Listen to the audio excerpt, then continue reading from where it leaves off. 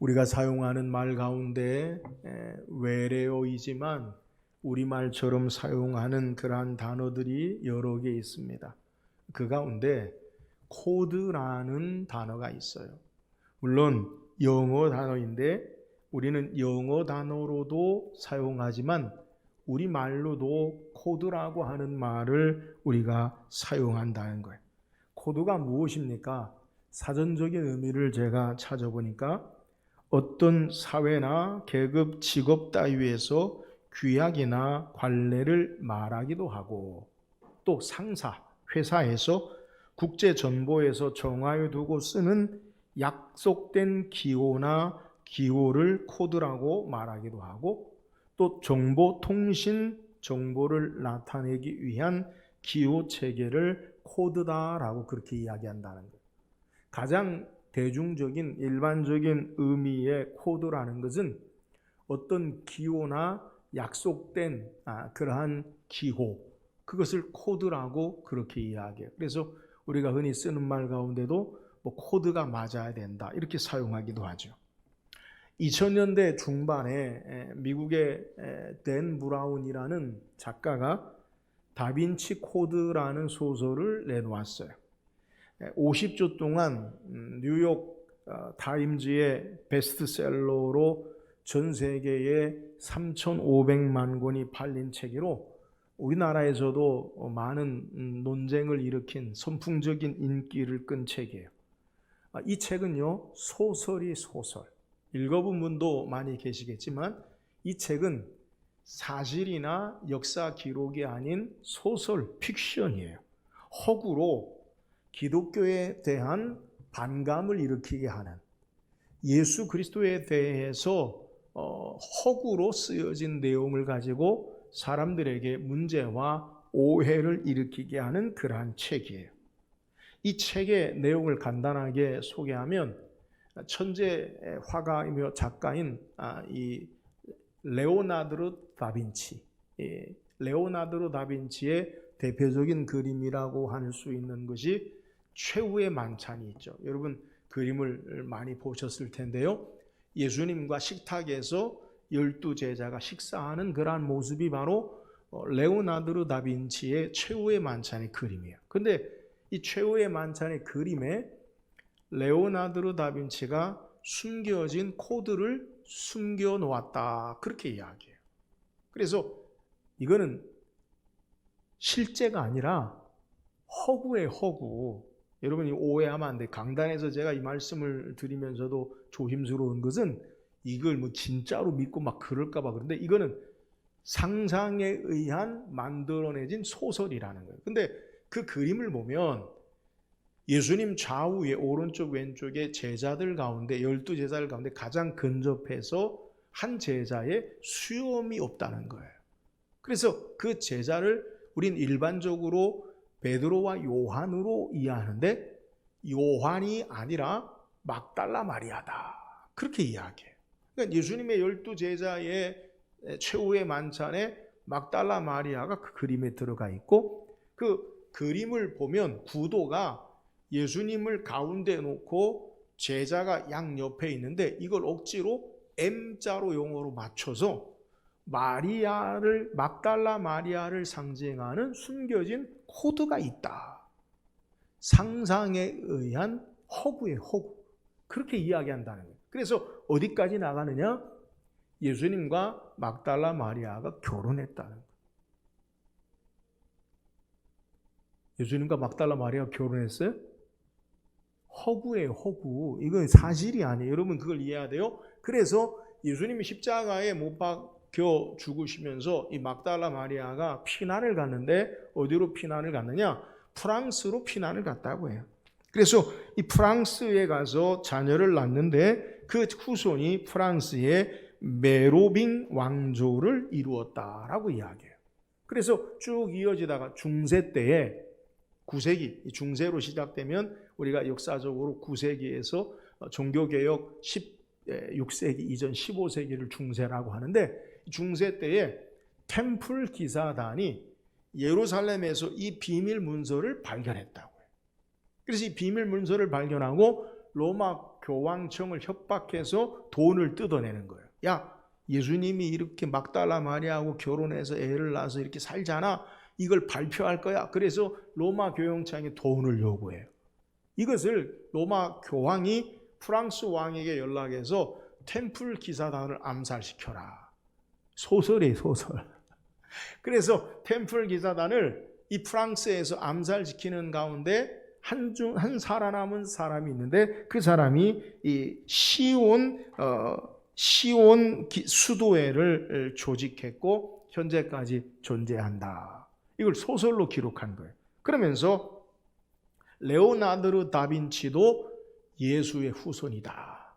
이렇게 주장하면서 사람들을 미혹하고 그리고 사람들에게 대해서 기독교에 대해서 역사적인 객관적인 사실인 것처럼 이렇게 마리아와 예수의 관계를 소설로 우리에게 소개하는 거예요.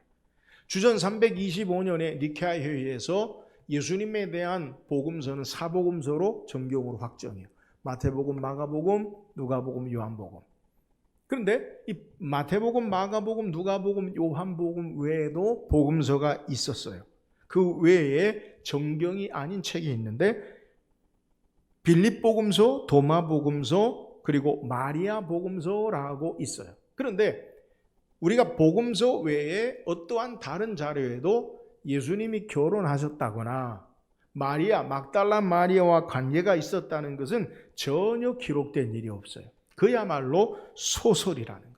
그러니까 허구나 가설에 의한 것을 가지고 사람들을 미혹하고 상업용으로 사람들에게 상술적으로 이용하는 그러한 책 가운데 하나가 다빈치 코드라는 거예요. 우리는 하나님의 말씀인 성경을 통해서 바른 하나님의 뜻을 깨닫고 진리를 우리가 묵상하고 신앙해야 돼요. 오늘 성경은 우리가 읽은 창세기 10장 시간관생 다 읽지 않았지만 노아의 아들들에 의한 후손을 우리에게 소개해요. 우리는 1절에서부터 16절까지 읽었는데 시간 관계상 본래 1절에서부터 우리가 32절까지 이 노아의 후손에 대해 소개. 그래서 1절도 노아의 아들들은 소개하고 32절에도 아들들은이라고 소개하면서 노아의 아들들에 대해서 소개해요. 우리가 쭉 읽어보았지만 내용이 뭐냐? 노아의 아들들의 자녀들이 누구는 누구를 낳고 노아의 족보에 관한 이야기를 우리에게 소개하는 거예요. 여러분, 오늘도 우리가 성경을 읽었지만 이 단어가 익숙한 우리말이 아니고 외래어고 발음하기도 어려워요. 그래서 우리가 성경을 읽을 때면 이 족보에 관한 사람들의 이야기를 나오면 어떤 생각이 드느냐? 야, 이거 참 읽기 어렵다. 이거 왜 기록했을까? 저도 제가 신학을 하기 예전에는 성경을 읽다가 이제 1월 달부터 성경을 일독하기 시작하면서 이렇게 성경을 읽죠. 성경을 읽다가 사람 이름들이 쭉 나오면 한 4-5절 읽다가 건너뛰기도 해요. 왜냐하면 뭐 읽기도 그렇고 이게 무슨 의미인가 그것도 모르겠고 그리고 과연 이 성경의 인물들을 내가 알 필요도 없을 것 같고 그래서 건너뛰기도 하는 거예요. 반복되는 누가 누구를 낳고 우리의 조상들과 전혀 상관이 없는 것 같은 그러한 인물들에 대해서 은혜가 되는 것 같지도 않다라고 생각이 되기도 한다는 거예요. 그러나 우리가 기억할 것은 하나님의 말씀으로 기록한 성경이 단 한 글자라도 한 구절이라도 우리에게 의미 없이 그냥 기록된 것이 아님을 우리는 깨달아야 돼요. 분명한 목적과 의미가 있다는 거예요. 오늘 노아의 후손들을 기록하고 있는데 그 이름도 어려운 부분을 우리가 읽어야 되는데 그 성경에 기록한 목적, 우리가 읽어내야 할 코드가 있다는 거예요. 물론 하나님이 일부러 우리에게 숨겨놓지는 않으세요. 그러나 오늘 성경의 노아의 후손들 족보를 통해 하나님이 분명하게 우리에게 말씀하기 원하시는 의도, 은혜가 있다라는 것을 우리는 깨달아야 된다는 거예요. 오늘 말씀을 통해서 노아의 후손들을 통해 하나님께서 우리에게 말씀하시는 교훈을 묵상하고 저와 여러분이 하나님의 말씀에 숨겨져 있는 은혜 코드를 발견하는 귀한 시간이 되기를 주의 이름으로 축원합니다. 그렇다면 노아의 후손들을 통해 우리에게 발견해야 할 은혜가 뭐예요? 자, 오늘 1절, 2절 다시 한번 읽어봅시다. 1절, 2절 시작. 노아의 아들 셈과 함과 야벳의 족보는 이러하니라. 홍수 후에 그들이 아들들을 낳았으니 야벳의 아들은 고멜과 마곡과 마대와 야한과 두발과 메섹과 디라스요. 자, 본문의 1절은 노아의 아들들에 대해서 우리에게 소개해요. 홍수 이후에 노아를 통해서 그의 아들들을 통해 하나님의 역사를 이루어 나가세요. 근데 노아의 아들들을 소개할 때 오늘 1절에 셈과 함과 야벳의 족보는 이러하니라. 창세기 10장만 노아의 아들들을 소개할 때 셈과 함과 야벳이라고 말하지 아니하고 창세기 9장에도 창세기 8장에도 노아의 아들들에 대해서 셈과 함과 야벳으로 우리에게 소개한다는 거예요. 그런데 1절에는 셈과 함과 야벳의 족보는 이러하니라 라고 소개하면서 2절에 노아의 아들들의 족보를 소개할 때 누구의 족보를 먼저 소개하고 있느냐? 야벳의 족보를 소개하고 있어요. 여러분 이상하지 않아요? 1절에는 셈과 함과 야벳의 족보를 이야기하면서 그러면 8장에도 9장에도 노아의 아들들에 대해서 셈과 함과 야벳의 순서로 이야기한다면 10장에서도 노아의 아들 1절에 셈과 함과 야벳 족보라고 하면 누구의 족보가 먼저 나와야 되느냐? 셈의 족보가 먼저 나와야 될 것 같은데 우리에게 야벳의 족보를 우리에게 소개한다는 거예요. 그래서 우리가 전체를 10장을 읽지 않았지만 2절에서 5절까지는 야벳의 후손들을 말하고 6절에서 20절까지는 함의 후손들을 우리에게 소개하고요. 21절에서 31절까지는 셈의 후손들을 소개해요. 그러니까 노아의 아들들은 셈과 함과 야벳의 족보라라고 하면서 족보를 어떻게 소개하냐면 야벳을 소개하고 함을 소개하고 맨 나중에 셈의 족보를 우리에게 소개한다는 거예요. 그러면 왜 그러느냐? 분명한 의도가 있어요. 왜 야벳의 아들들에 대해서 우리에게 먼저 소개하고 있느냐? 그 이유가 있다는 거예요. 오늘 2절에 야벳의 아들들의 이름들 가운데 먼저 등장하는 이름이 있는데요. 첫 번째 고멜이라고 소개해요. 근데 이 고멜에 대해서 성경학자들은 고멜이 누구냐? 지금의 러시아나 우크라이나 지역에 살던 그 지역의 사람들을 가리켜서 이 고멜이라고 이야기하고 두발과 메섹이라는 그 인종들 이름을 따라보면 소아시아의 중부와 동부의 사람들로 우리에게 소개해요. 그러니까 이걸 어떻게 우리가 이해하면 좋냐면 이스라엘을 중심으로 보면 맨 북쪽에 러시아와 우크라이나 그리고 남쪽에 소아시아와 중부와 동부에 있는 사람들의 모습을 우리에게 소개하고 있다는 거예요. 오늘 우리에게 야벳과 함과 셈의 족보를 쭉 소개하는데 같은 패턴이 있는데 사람들을 소개하고 지역을 소개하고 언어를 소개하는 패턴이 나와요. 그러니까 야벳과 함과 셈의 족보들을 우리에게 소개할 때 지역이 나오고요, 언어가 나오고요, 사람들의 모습이 나온다는 거예요. 근데 이 처음에 야벳의 이름을 소개하면서 그의 자녀들을 소개할 때 북쪽에 있는 러시아와 우크라이나에부터 남쪽의 소아시아에 이르기까지 이름들을 우리에게 사람들, 그의 후손들을 등장시킨다는 거예요. 그러면 함의 자녀들의 이름은 뭐냐? 우리가 읽은 6절에 보면 함의 자손들을 우리에게 소개하는데요. 6절에 보니까 함의 아들은 구스와 미스라임과 붓과 가나안이며 우리가 성경을 읽으면서 흔히 들었던 친구숙한 한두 번쯤은 들었던 이름이 나오는데 구스와 가나안. 구스는 어디냐? 이디오피아. 가나안은 어디입니까? 가나안은 우리가 아는 이스라엘의 가나안의 7 종족을 그 가나안 민족이라고 그렇게 이야기하죠. 그러니까 북쪽에서부터 야벳의 자손들을 남쪽 끝에 소아시아에서부터 소개하고 그 다음에 함의 아들들 족보를 소개할 때는 이스라엘과 주변에 가까운 사람들을 소개하고, 그 다음에 셈의 자손들을 소개하는데, 셈의 자손들의 지역은요, 성경이 우리가 아는 이스라엘을 중심한, 그리고 애굽을 중심한 이스라엘의 모습을 우리에게 소개하고 있다는 거예요. 지금 제가 말씀드린 의미가 뭐냐? 족보의 기록은 노아의 아들들의 출생의 순서로 진행되지 아니하고 대신 이스라엘에서부터 멀리 떨어진 주변의 나라로부터 시작하여 지리적인 중요성으로 점점 좁혀와서 이스라엘의 셈의 후손으로 집중케 하는 모습을 우리에게 소개하는 거예요.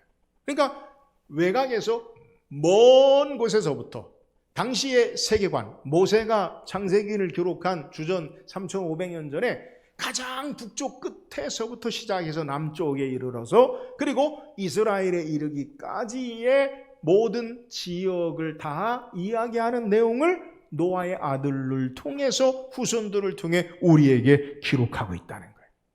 또한 오늘 본문에 야벳의 아들들을 2절에서 5절까지 기록하고 또 함의 아들들을 이제 우리에게 6절에서 20절까지 기록하고 나머지 셈의 자손들을 기록하는데요. 오늘 2절에서 5절까지 야벳의 아들들의 이름을 우리가 한번 헤아리 보면 여러분 한번 2절에서 5절까지 이름들이 몇 명이 나오나 한번 세워보세요. 야벳의 아들들. 성경에 있어요. 성경에 찾아보세요. 2절에서 5절까지 몇 명이나 나옵니까? 2절에서 5절인데 2절에서 5절 몇 명이 나와요? 네? 14명 정확히 14명이 기록돼요. 그러니까 야벳의 아들은 14명. 그러면 6절에서 20절까지 함의 아들들은 몇 명이 나오면 30명이 기록되어 있고요. 다시 21절에서 31절까지 셈의 후손은 몇 명이 나오냐? 26명이 기록되어 있어요.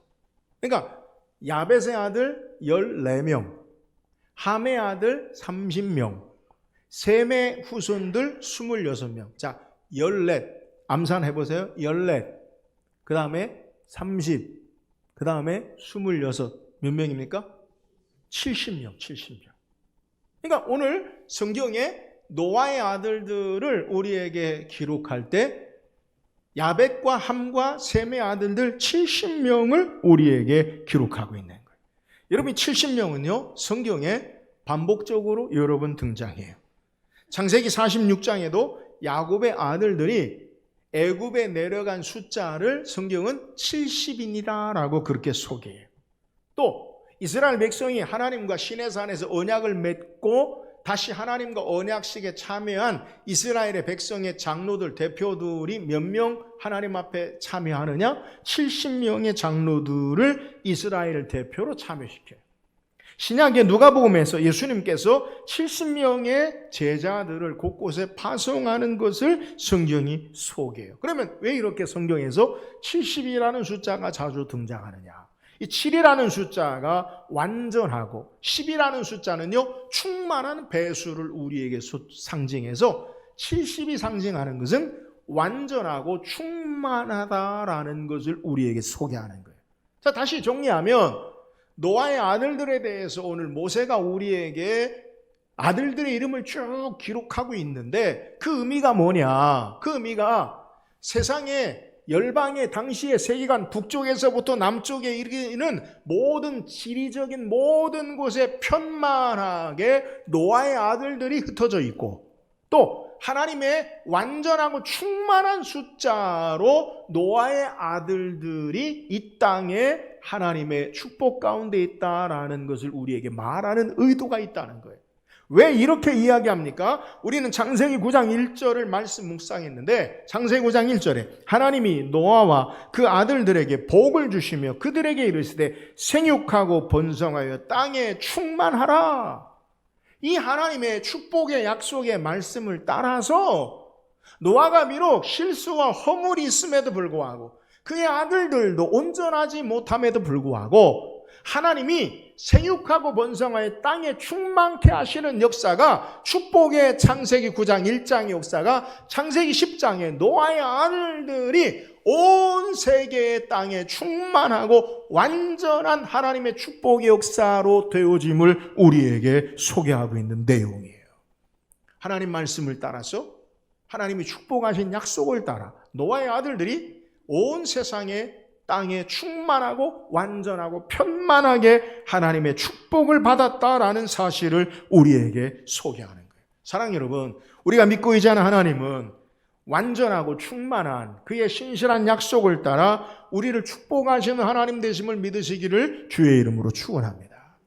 비록 우리가 인간이 노아도 실수해요. 함도 저주를 받아요. 그러나 실수와 저주와 인간의 약함과 그리고 우리의 실패에도 불구하고 하나님의 신실한 약속의 말씀을 따라 그의 말씀은 완전하게 충만하게 이루심을 믿으시기를 주의 이름으로 축원합니다. 하나님이 우리에게 어떻게 일하시느냐? 그의 약속의 말씀을 따라 완전하고 충만하게 그 말씀을 다 이루세요. 그래서 바울은 고린도전서를 통해 하나님의 약속은 얼마든지 예수 안에 예가 되어지고 아멘이 되어진다라고 우리에게 소개하는 거예요. 사랑하는 여러분, 오늘 하나님의 약속, 신실한 말씀은 완전하고 충만하게 온전하게 다 이루어짐을 신뢰하고 이 하나님 의지하고 신앙하는 저와 여러분 되기를 주의 이름으로 축원합니다. 또한 오늘 노아의 아들들의 족보를 통해 우리에게 말씀하시는 내가 뭐예요? 오늘 8절 9절 읽어보세요. 8절 9절입니다. 시작. 그는 세상의 첫 용사라. 그가 여호와 앞에서 용감한 사냥꾼이 되었으므로 이르기를 아문은 여호와 앞에 니므롯같이 용감한 사냥꾼이더라 하더라. 오늘 성경에 함의 아들들 가운데 성경에 가장 우리를 주목하게 많이 기록하고 있는 니므롯이라는 인물에 대해 소개. 5절을 니므롯에 대해 소개하는데요. 오늘 8절에 보면 구스가 또 니므롯을 낳았으니 그는 세상의 첫 용사라. 우리는 이 성경을 읽으면 야 용사다, 야 멋있다, 대단하다, 힘 있는 용기 있는 아주 장정이다 이렇게 생각하고요. 또 그가 여호와 앞에서 용감한 사냥꾼이 되었으므로 이르기를 여호와 앞에 니므롯같이 용감한 사냥꾼이더라 하더라. 속담에 여호와 앞에 용감한 사냥꾼 니므롯이다 이렇게 이야기한다. 우리는 그냥 본문에 있는 어감을 그대로 보면 우리식으로 해석하면 니므롯에 대해서 세상의 영웅적인 삶을 산 용감한 사람으로 그렇게 인식이 되어져요. 근데 성경이 말하는 의도는 그게 아니에요. 니므롯의 이름의 뜻이 뭐냐? 니므롯은 반란, 반역이라는 의미의 뜻이에요. 그래서 오늘 본문에 성경이 우리에게 니므롯에 대해서 여호와 앞에서라는 말은 하나님 존전에 하나님 앞에 사는 그 삶을 이야기하는 게 아니라 하나님이 보실 때에 악함, 나쁜 하나님 보시기에 안 좋은 반란, 반역자의 삶의 모습을 소개하는 거예요. 그러니까 니므롯에 대해서 성경이 대표적인 하나님을 향한 반역하는 자. 근데 오늘 성경이 뭐라고 이야기하면 용감한 사냥꾼이 되었다라는데 용감한이라는 말은 다른 말로요 폭군이라는 의미가 있어요. 그러니까 하나님 앞에 반역하는 폭군 대적자, 이것이 바로 니므롯이라는 거예요. 인류의 인간의 삶으로 보면 아주 용맹하고 용감한 사람 같은데 성경이 말하는 뉘앙스는 우리에게 하나님을 반역한 폭군의 니므롯에 대해서 우리에게 소개한다는 거예요. 오늘 니므롯에 대해서 뭐라고 소개하냐면 12절에는 및 니느웨와 갈라 사이에 레센을 건설하였으니 이는 큰 성읍이라. 큰 성을 건설한 사람. 그러니까 이 니므롯이요 큰 도시를 건설한 사람으로 소개한다는 거예요. 또 10절에 보면 그의 나라는 시날 땅의 바벨과 에렉과 악각과 갈레에서 시작되었으며 그의 나라가 어디냐? 바벨이라는 곳을 우리에게 지명을 소개해요. 근데 우리가 이 바벨을 주목해야 할 것은 바로 이어서 우리가 성경을 묵상할 건데 창세기 11장에 어떤 일이 일어나느냐? 바벨탑 사건이 일어나죠. 그 바벨이에요. 그러니까 하나님을 거역하는 자로 바벨이 어떤 일이 일어나느냐? 바벨탑을 벽돌로 쌓아서 하늘에까지 닿아서 우리가 하나님을 대적하자. 그러니까 오늘 니무롯이 어떤 인물이냐? 왜 창세기 10장에서 니무롯에 대해서 우리에게 여러 구절로 강조하느냐? 창세기 11장에 인류 최초의 하나님을 대적하여서 언어가 나뉘어진 전형적인 하나님을 반항한 반역한 사람으로 우리에게 성경이 소개하고 있는 거예요. 니무롯을 일반적인 인간적인 세상의 역사로 보면 그는 영웅이에요. 나라를 건설하고 도시를 세우고 탑을 쌓고 영웅적인 삶을 살아요. 그러나 이 시대에 영웅적인 삶을 살았다 할지라도 하나님을 반역하고 거역한 자에 대해서 성경은요, 우리에게 좋은 의미로 말하고 있지 않음을 우리는 깨달아야 돼요. 사랑하는 여러분, 우리에게 참된 신앙의 평가는 하나님이 우리에게 어떻게 보시느냐, 하나님이 우리를 어떻게 인정하시느냐, 여기에 중심이 있기를 주의 이름으로 축원합니다.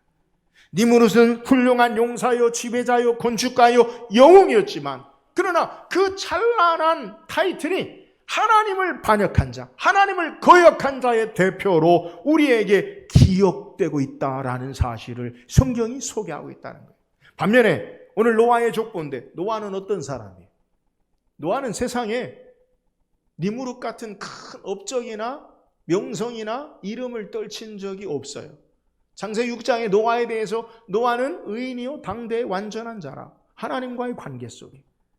노아가 행한 거 뭐예요? 그의 업적을 따지라면 그가 우리가 성경을 묵상했지만 100여 년, 한 70여 년 방주를 지은 것밖에 없어요. 여러분 어떻게 보면 니무롯과 노아를 비교하면 니무롯은 세상에 영웅적인 삶을 산 사람이고 노아는요 그렇게 별 볼 일 없는 큰 업적을 남긴 사람이 아닌 모습일 수 있어요. 그러나 노아는 그가 방주에 나와 하나님 앞에 제단을 쌓고 하나님과의 관계에서의 의로운 자로 하나님이 인정하시는 삶을 산 것을 우리에게 소개하고 있는 내용이에요.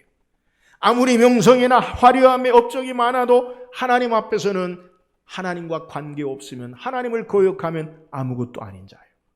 아무런 세상의 명성이나 업적이 없다 할지라도 하나님과의 바른 관계를 맺은 그 사람을 믿음의 사람, 의인으로 우리에게 소개하고 있다는 사실을 우리에게 소개하는 거예요. 사랑하는 여러분, 우리가 세상을 살아가는 가운데 우리는 어떤 삶을 살고 싶냐?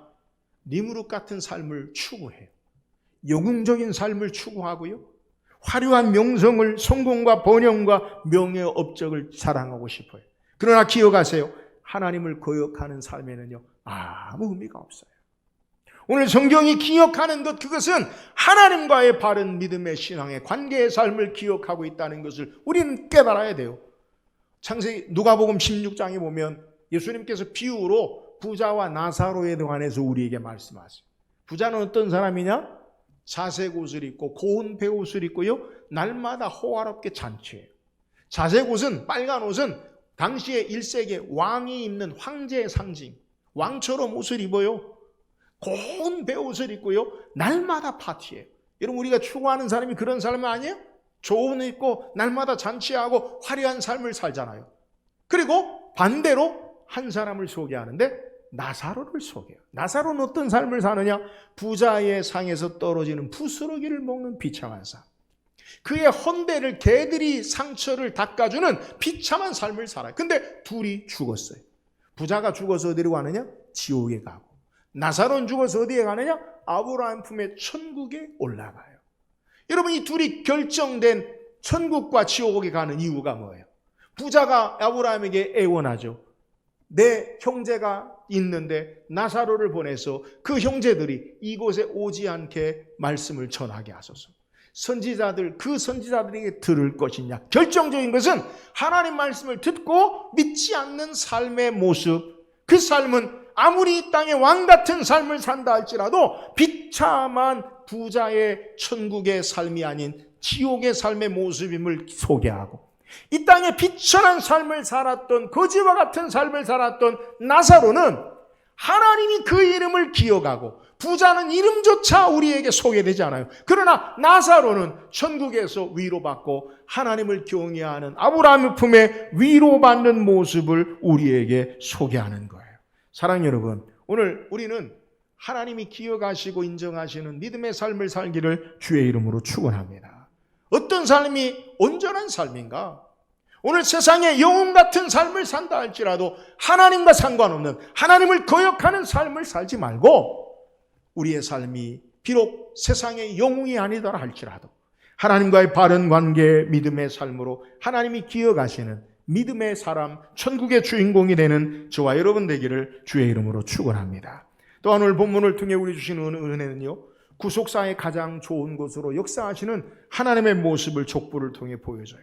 오늘 21절 한번 읽어보세요. 21절입니다. 시작. 셈은 에벨로 온 자손의 조상이요 야벳의 형이라 그에게도 자녀가 출생하였으며. 자, 앞서 소개한 대로 노아의 아들들 가운데 야벳으로부터, 이스라엘의 가장 먼 곳, 세계관 가장 먼 곳으로부터 하나님이 땅끝에서부터 함의 자손들, 이스라엘 주변에서 다시 이제는 셈의 자손으로 이스라엘에게 하나님이 집중하세요.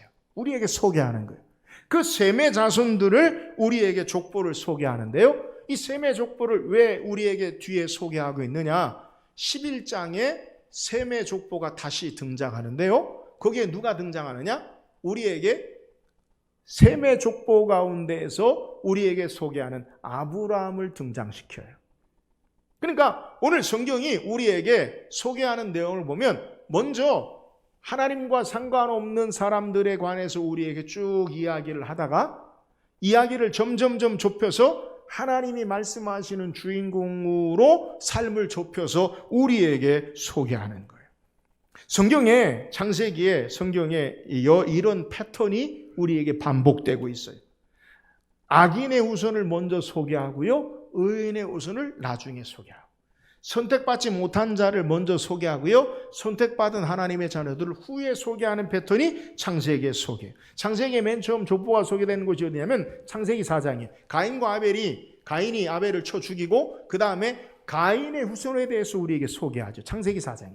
그리고 창세기 5장에는 아벨을 대신한 셋의 경건한 후손에 대해서 소개하면서 하나님의 역사를 우리에게 소개해요.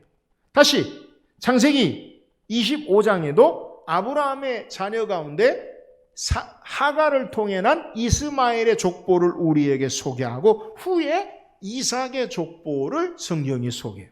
창세기 36장에도 우리에게 에서의 족보를 먼저 소개하고 그 후에 야곱의 아들들에 대한 축복의 이야기로 성경을 우리에게 소개해요.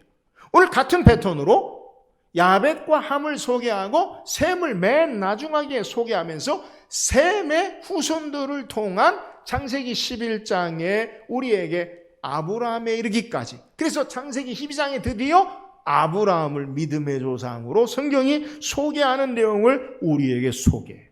창세기를 기록한 모세는 하나님의 구속사의 관점으로 악인이나 선택받지 못한 자를 앞에 두고 이제 하나님의 선택받은 하나님의 의인의 자녀들을 뒤에 두면서 다음에 하나님의 역사를 기대하게 하면서 우리에게 기록하고 있는 거예요. 마치 우리가 영화나 텔레비전 드라마를 보면 점점 다음 장면을 기대하고 다음의 사건을 기대하게 하는 효과를 우리에게 소개하는 거예요. 믿음의 사람들을 후에 배치하면서 하나님의 구속의 역사를 더욱더 사모하게 하고 하나님이 일하게 하심을 우리에게 보여줘요. 노아의 아들들을 통해 셈의 후손을 통해 우리에게 기대하게 하는 게 뭐냐? 아브라함의 아버지 데라와 그리고 아브라함을 통해 하나님이 어떻게 하나님의 축복의 역사를, 구속사를 이루게 하시느냐, 그리고 아브라함의 후손을 통한 다윗을 통해 다윗의 후손을 통한 예수 그리스도를 통해 하나님의 역사를 완성하고 충만하게 하시는 것을 바라보고 바라보고 소망하게 하는 분명한 구속사의 역사를 점점 분명하고 선명하고 확증할 수 있는 역사를 우리에게 보여주는 의도를 가지고 오늘 성경이 우리에게 기록하고 있다는 거예요. 사랑하는 여러분, 우리가 성경이 그래서 창세기 3장 15장에 여자의 씨가 후손이 뱀의 머리를 상할 씨에 대해서 소개해요. 그것이 점점 확대되어서 아브라함의 후손을 통해 다윗의 후손을 통해서 예수 그리스도가 이 땅에 오시는 하나님의 역사를 우리에게 소개하는 거예요. 여러분, 하나님이 우리에게 일하시는 모습이 바로 여기 있어요. 요한복음은 요한이 신학적인 의도를 가지고 우리에게 복음서를 기록해요. 그러니까 연대기 순으로 쭉 예수님의 생애를 기록한 것이 아니라 요한이 우리에게 말하고자 하는 의도를 가지고 요한복음을 기록하는데, 요한복음에 나타난 첫 번째 기적이 뭐냐? 가나 혼인잔치에 물을 포도주 만드는 기적의 사건을 우리에게 소개해. 여러분, 물이 포도주 되는 기적의 사건의 핵심이 뭐냐? 그것은요, 처음 것보다 나중 것이 더 좋아지게 하는 예수 그리스도로 말미암아 행하시는 역사를 우리에게 소개하는 거예요. 사랑하는 여러분, 주께서 우리에게 행하시는 역사가 무엇입니까? 여러분, 우리의 삶의 처음보다 이후에 나중에 완성될 하나님의 충만한 더 선명한 분명한 역사로 그리스도를 바라보게 하고 주의 충만하신 완전하심으로 더 좋은 것으로 우리를 인도하시고 역사하심을 믿으시기를 주의 이름으로 축원합니다. 비록 우리가 이 땅의 삶의 과정 가운데 때로는 부족하고 실패하고 넘어진다 할지라도 하나님은 우리를 향한 계획과 목적은 여러분 오늘보다 내일이 더 나은 하나님의 완전한 충만한 삶으로 거룩하게 하시고 영화롭게 하심으로 하나님 나라에 우리를 이끄시고 완전함으로 나아가는 하나님의 역사를 바라볼 수 있기를 주의 이름으로 축원합니다. 그래서 지금은 미약하지만 욥기 내 시작은 미약하지만 내 나중은 힘이 창대하리라. 여러분 하나님이 저와 여러분을 향한 계획과 목적을 바르게 이해해야 돼요. 예수 안에 믿음의 사람들, 하나님의 섭리와 목적 가운데 있는 자들은 반드시 하나님께서 이후에 영원한 하나님 나라의 천국에 완성된 분명한 선명한 주님 안에 살게 하는 목적을 가지고 우리를 인도하고 나가심을 믿으시기를 주의 이름으로 축원합니다. 얼마나 위로가 되는지 몰라요. 이것이 오늘의 삶에 우리는 좀 미숙하고 오늘 우리가 참 이해되지 않고 때로는 우리의 삶을 다 해석하지 못하고 모르지만 우리가 아는 건 하나님의 섭리 가운데 우리를 더욱더 주님을 깊이 바르게 선명하게 깨달아 알게 하시고 하나님의 완전한 축복으로 우리를 이끄시고 인도하시는 하나님 되심을 우리가 믿음으로 바라보고 소망할 수 있다는 거예요. 사랑하는 여러분, 하나님의 섭리와 역사는 우리를 향해 더 놀라운 완전한 계획으로 충만한 계획으로 이끌어 나가심을 믿으시기를 주의 이름으로 축원합니다. 지금은 희미하고 보이지 않고 때로는 이해되지 않지만 주께서 우리에게 그날의 완전함으로 채우실 영광을 바라보고 주님 앞에 우리의 삶을 내어 맡겨드리고 하나님의 섭리와 역사하심 가운데 하나님이 완전케 하시는 그날을 바라보며 소망하며 믿음으로 승리하며 사는 저와 여러분 되기를 주의 이름으로 축원합니다. 오늘 성경 우리에게 노아의 아들들에 대해서 나타난 하나님의 은혜를 우리에게 소개해요. 누가 누구를 낳고 누가 누구를 낳고로 끝나는 게 아니라 하나님의 약속의 말씀을 따라 노아의 아들들에게 생육하고 번성하여 땅에 충만하라. 그 약속이 창세기 9장 1절의 약속이 창세기 10장에 온 땅에 편만하고 완전하고 충만한 그의 자손으로 하나님이 축복하시는 말씀을 그대로 이루시는 역사를 우리에게 소개해요. 우리도 하나님 말씀에 소망을 두고 그 말씀을 신뢰하고 언제든지 그 말씀을 따라서 하나님이 이루실 것을 바라보고 믿음으로 사는 저와 여러분 되기를 주의 이름으로 축원합니다. 오늘 인생의 삶을 어떻게 살아야 되느냐? 세상의 영웅호월 같은 삶이 아니라 하나님과의 바른 관계, 하나님이 인정하시는 삶의 모습으로 이 땅에 우리의 삶이 살아서 하나님 인정하시고 기억하시는 삶을 사는 저와 여러분 되기를 주의 이름으로 축원합니다. 오늘 노아의 아들들의 족보를 통해 주께서 우리에게 말씀하신 은혜는 무엇이냐?